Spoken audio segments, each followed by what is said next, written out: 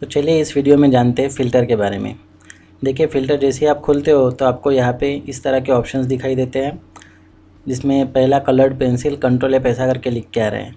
इसका मीनिंग ये है कि जो मैंने लास्ट फ़िल्टर किया था इस इमेज को, उसका यहाँ पे नाम आ जाता है, और जब भी मैं कंट्रोल F प्रेस करूँगा तो वही मेरा फ़िल्टर जो लास्ट में दिया हुआ है वो रिपीट होता रहेगा।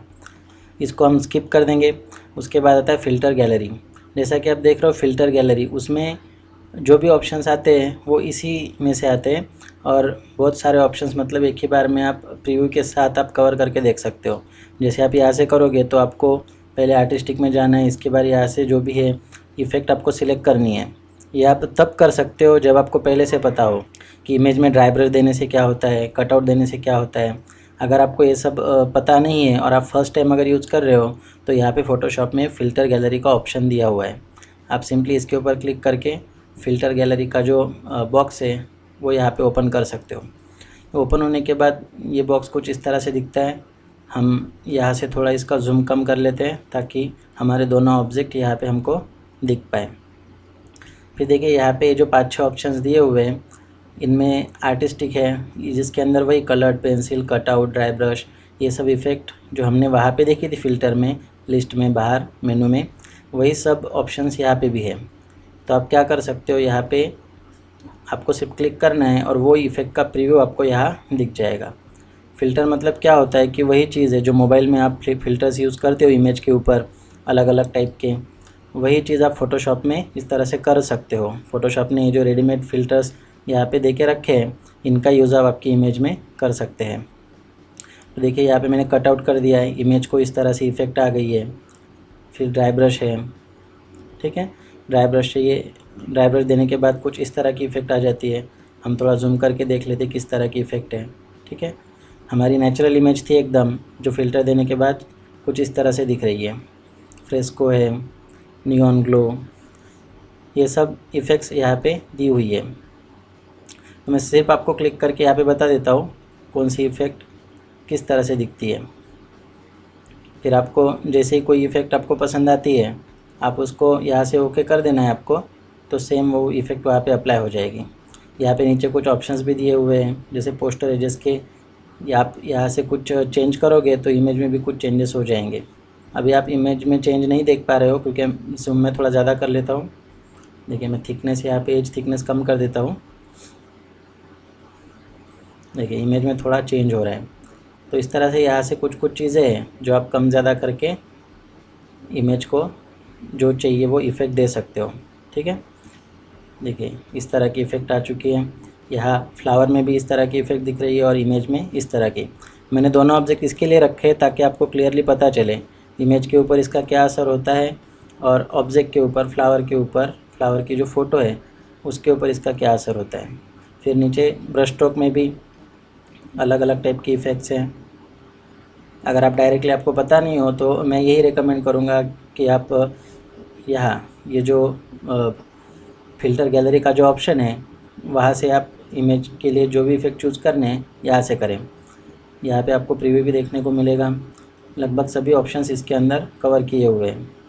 फिर जैसे आपको इफ़ेक्ट ओके लगती है तो आपको यहाँ पे ओके पे क्लिक कर देना है, तो वो इफ़ेक्ट जो है आपकी इमेज पे अप्लाई हो जाएगी। हमारी ओरिजिनल इमेज में हम आ गए हैं। फिर हम फ़िल्टर में जाते हैं और यहाँ पे नेक्स्ट ऑप्शन देखते हैं, लेंस करेक्शन। देखिए लेंस करेक्शन के अंदर यहाँ पे जो ऑटो करेक्शन वाले इफ़ेक्ट्स दिए हुए हैं, यहाँ पे आप अलग अलग कैमरा के जो लेंस जिस तरह की फ़ोटो खींचते हैं उस तरह की इफ़ेक्ट आप यहाँ से दे सकते हो। देखिए यहाँ पे सभी कैमराज़ के नाम दिए हुए हैं, बट ये हमारे डिज़ाइनिंग में तो यूज़ नहीं होता है, शायद फ़ोटोग्राफी में यूज़ होता हो। तो यहाँ पे कस्टम में अगर मैं जाता हूँ तो कस्टम में जाने के बाद यहाँ पे है ना रिमूव डिस्टॉर्शन करके एक ऑप्शन है। देखिए इसमें मैं कम ज़्यादा कर रहा हूँ तो इस तरह की इफ़ेक्ट कुछ इमेज में आ रही है, ठीक है। फिर रेड सियान फिन्स करके एक दूसरा ऑप्शन है, उसको भी हम करके देखते हैं। इस तरह के कुछ इफ़ेक्ट्स हमको यहाँ पे देखने को मिलेंगे। देखिए यहाँ पे हल्की सी शैडो भी आ गई है। मैंने यहाँ पे थोड़ा ब्लू येलो फिंच कम किया है इसकी वजह से।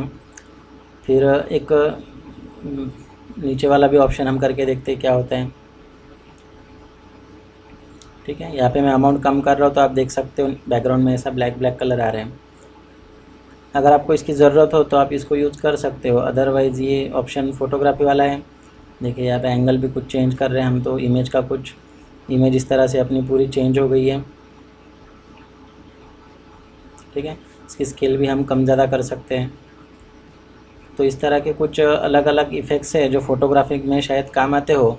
इस टाइप के कुछ ऑप्शंस यहाँ पे दिए हुए हैं फ़िल्टर में। हम फिर से इसको Ctrl+Z करेंगे। इमेज अपनी नेचुरल फॉर्म में आ चुकी है।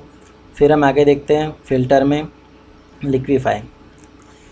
लिक्विफाई का यूज़ कुछ इस तरह से होता है कि अपने आप में एक छोटा सा सॉफ्टवेयर है लिक्विफाई, जिसके अंदर आप यहाँ पे जो दिए हुए ऑप्शंस है इनके हिसाब से कुछ इफ़ेक्ट्स अंदर डाल सकते हो। फॉर एग्जांपल मैंने अभी पहला जो है अपना फॉरवर्ड रैप टूल करके है, W इसकी शॉर्टकट की बता रहा है यहाँ पे।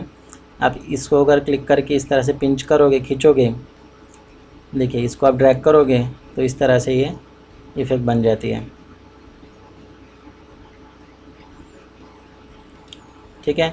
फिर यहाँ पे जो नेक्स्ट टूल है ब्रश जैसा यहाँ पे कुछ दिखाई दे रहा है, इसको आप यूज़ करोगे तो यहाँ पे भी कुछ इस तरह की इफ़ेक्ट बनेगी। आप देख रहे हो यहाँ पे नेचुरल फॉर्म में आ रहा है, मीन्स ये इमेज को नेचुरल करता है, पहले जैसा कर दे रहा है। ठीक है, यहाँ से वो कर सकते हैं। फिर यहाँ एक नीचे ट्विल क्लॉकवाइज करके एक टूल है जिसकी शॉर्टकट की C बता रहे हैं। हम इसको यूज़ करके आप इस तरह से इमेज को ट्विल कर सकते हो, घुमा सकते हो। जैसे मैं इसको देखिए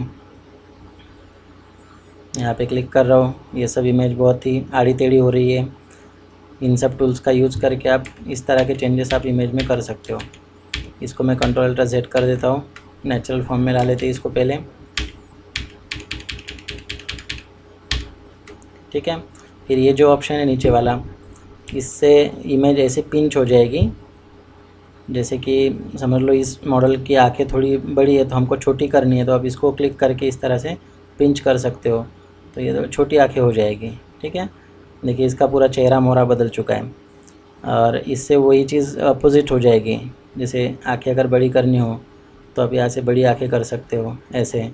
तो ये सब चीज़ों के लिए ये सब फ़िल्टर्स यूज़ होते हैं।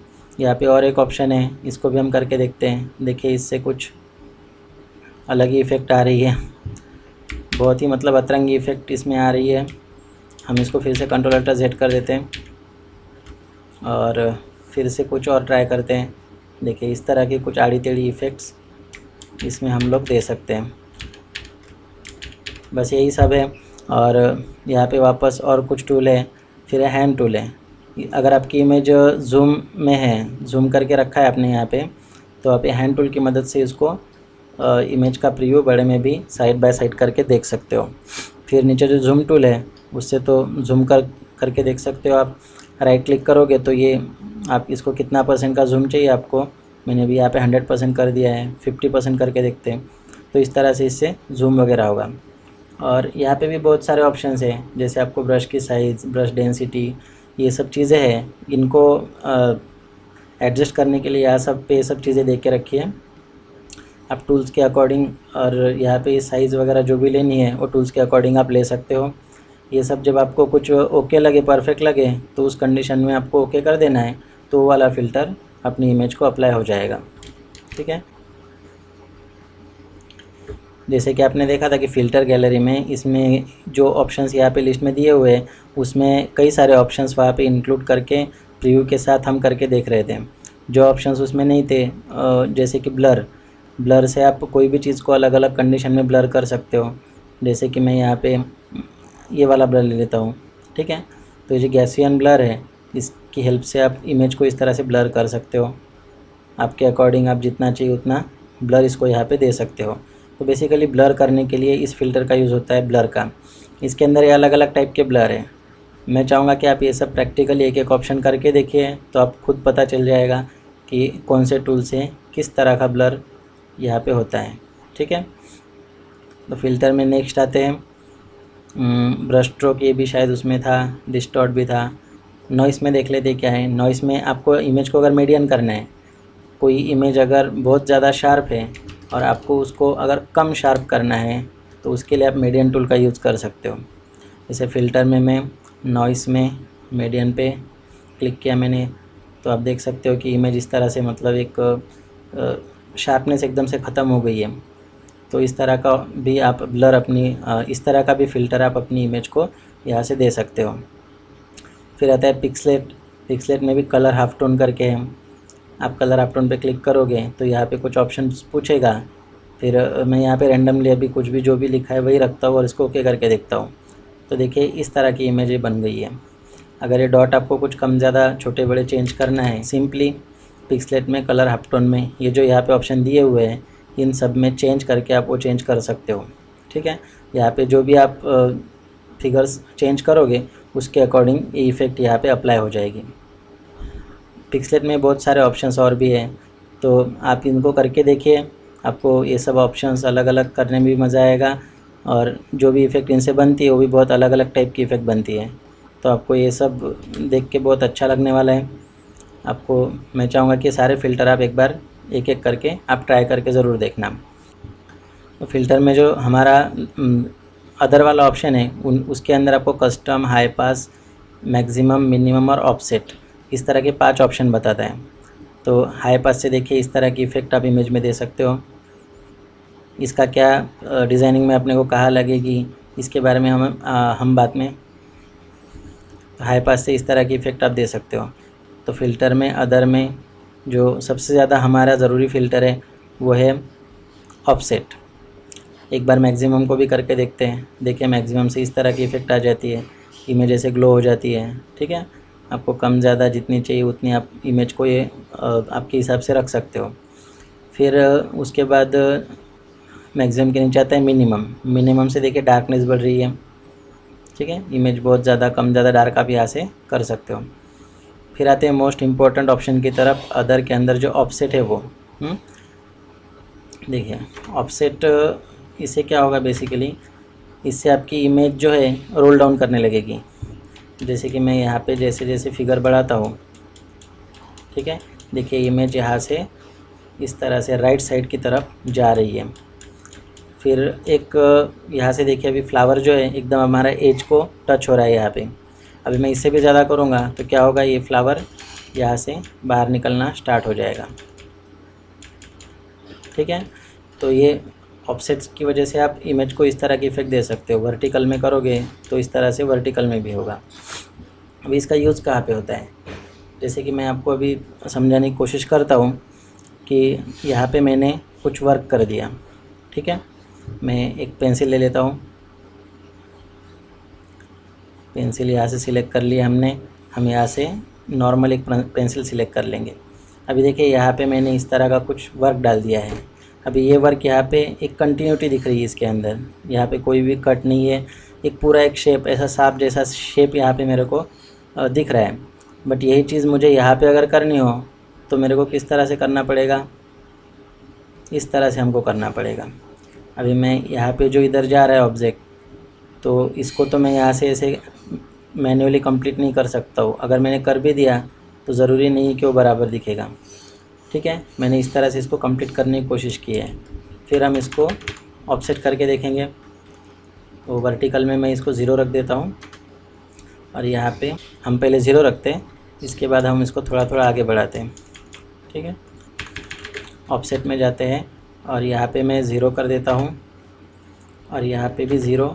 फिर हम यहाँ से इसको थोड़ा थोड़ा ऑफसेट ऊपर वाली एरो की प्रेस करके बढ़ा देते हैं।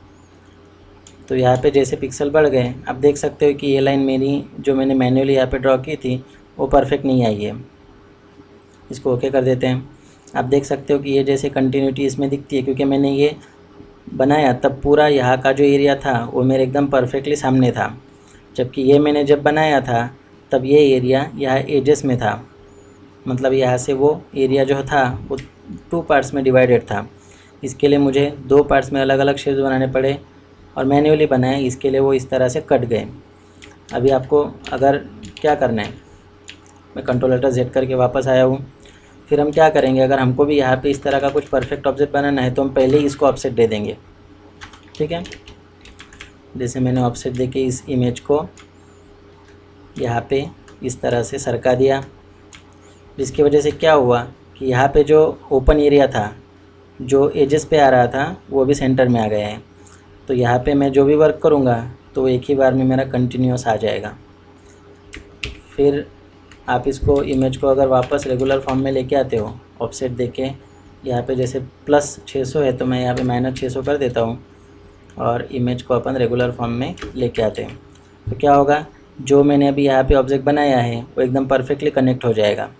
जब भी मैं इस इमेज को कंटिन्यू करूँगा, जैसे कि मैं इस इमेज की एक कॉपी निकाल लेते हैं अभी, और कॉपी निकालने के बाद इसको 200% में कैनवास साइज़ बढ़ा देता हूँ। ठीक है, कैनवास साइज़ 200% बढ़ाने के बाद मैं इमेज को यहाँ पे पेस्ट कर दूँगा। तो क्या बन गया है, एक कंटिन्यूस पैटर्न बन गया है। मैं जितनी बार इमेज पेस्ट करूँगा उतनी बार एक कंटिन्यूटी इसमें दिखेगी, कहीं पे भी कोई प्रकार का कट यहाँ पे नहीं दिखेगा। तो ऑफसेट का बेसिक यूज़ अगर एक शब्द में बोला जाए, एक सेंटेंस में अगर बोला जाए, तो आपको जो भी एरियाज़ यहाँ पे मीन्स एजेस पे जो आते हैं उन एरियाज़ को आप सेंट्रलाइज करके उनको सेंटर में लेके वहाँ पे कुछ वर्क डाल सकते हो, जिसकी वजह से जब भी ये कंटिन्यू इमेज कहीं पे प्रिंट हो तो ये यहाँ पे कट नहीं दिखे, यहाँ पे इसकी कंटिन्यूटी बनी रहे।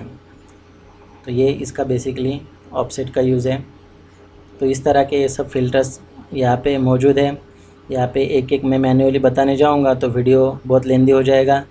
तो आप ये हर एक फ़िल्टर को आप ट्राई ज़रूर करके देखना अपनी इमेजेस में, अपने फ़ोटोज़ में। आप खुद जान जाओगे कौन से फ़िल्टर से कौन सी इफ़ेक्ट आती है। तो इसी के साथ ये वीडियो ख़त्म करते हैं। नेक्स्ट वीडियो में मिलेंगे जिसमें हम जानेंगे व्यू के बारे में। तो टिल देन गुड बाय।